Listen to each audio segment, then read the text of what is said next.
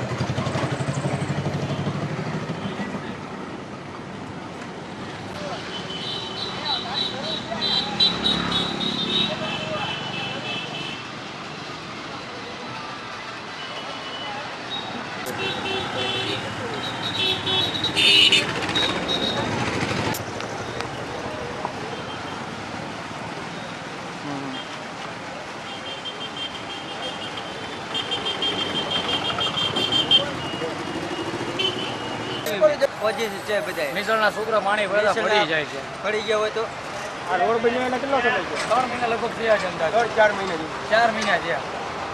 વધારે જીવાને ખબર નથી. છોકરા નિશાળના પડી જાય, મરણ નીકળે એને ઓલું થાય. ત્રણ છોકરી મરી જાય, કાકો ઊંધો પડી જાય. દેખાણો થાકી ગાડી જ નમી ગઈ. ઓલું મરણ નીકળે તો મયત વાળા નીકળે ને તકલીફ બિચારા પડાવ. મયત નીકળે તો સાઈડમાંથી હાલવું પડે. ઘડી ફેરી અમે ખોલીને પાણી કાઢી ખોલીને પાણી કાઢીએ. આવતા નથી પાણી ભરાનું છે આવતા નથી અહીંયા.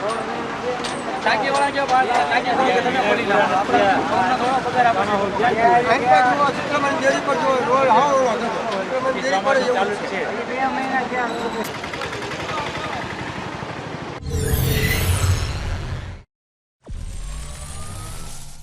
કુંભારવાડા રેલવે ફાટકથી સર્કલ સુધી ભારે વાહનોની પણ અવરજવર રહેતી હોય.